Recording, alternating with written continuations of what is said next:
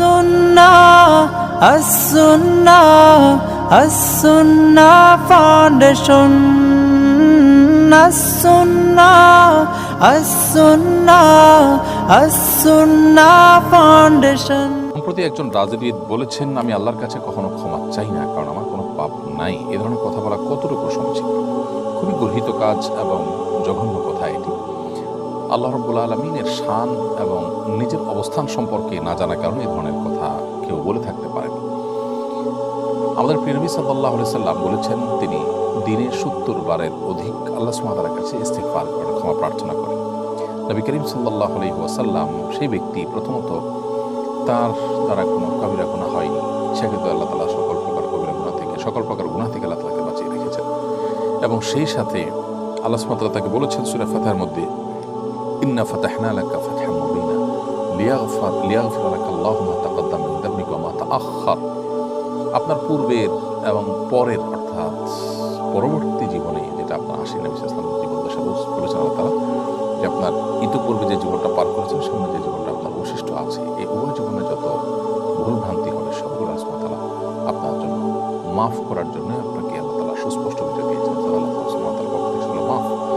এরপরও তিনি ৭০-এর অধিকবার দিনে ইস্তিগফার করতেন, আল্লাহ সুবহানাহু ওয়া তাআলার কাছে ক্ষমা প্রার্থনা করতেন।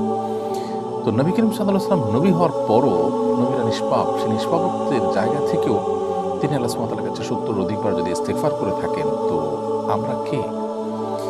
দ্বিতীয়ত হলো, যিনি মনে করেন যে নিজেকে তিনি নিষ্পাপ বা তার কোনো পাপ নাই, এই কথা বলাটাই ইটসেলফ একটা পাপ। কারণ মানুষ ভুলের ঊর্ধ্বে কোনোদিনই হতে পারে না। আল্লাহ রাব্বুল আলামিনের যে নেয়ামতগুলো দিয়েছেন, যে নেয়ামতগুলো আমরা ভোগ করছি, এই নেয়ামতের কৃতজ্ঞতা আদায় করার শক্তি সামর্থ্য কি আমাদের পরিপূর্ণ আছে? আল্লাহ সুবহানাহু ওয়া তাআলা যে নেয়ামতগুলোর মধ্যে আমাদেরকে নিমজ্জিত রেখেছেন, সেগুলোর শুকরিয়া আদায় করতে না পারাটাও একটা পাপ। এই জন্য বান্দা সবসময় আল্লাহ সুবহানাহু ওয়া তাআলার কাছে ক্ষমা প্রার্থনা করবে। আর আল্লাহ সুবহানাহু ওয়া তাআলার কাছে ক্ষমা প্রার্থনার মধ্যে থাকার মধ্যেই ঈমানদারের গৌরব, ঈমানদারের তৃপ্তি। অতএব এই ধরনের উক্তি মূর্খতা সুলভ উক্তি, এগুলো অহমিকা সুলভ উক্তি। আমরা আশা করব যে তিনি বোঝার চেষ্টা করবেন। আমাদের অজ্ঞাত স্বরে কত ভুল ভ্রান্তি হয়ে যায়। কোনো দিকে দেখা দরকার ছিল, আমি দেখিনি। কোনো দিকে দেখাটা উচিত হয়নি, অথচ আমি দেখে ফেলেছি। কোনো জায়গায় কোনো শব্দ চয়ন না করে আরেকটা শব্দ চয়ন করা উচিত ছিল, অথচ আমি ভিন্ন শব্দ চয়ন করে ফেলেছি।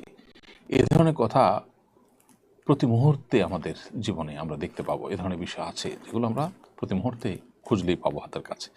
তার কোনো পাপ হয় না, এ কথা বলাটা হলো পাপ।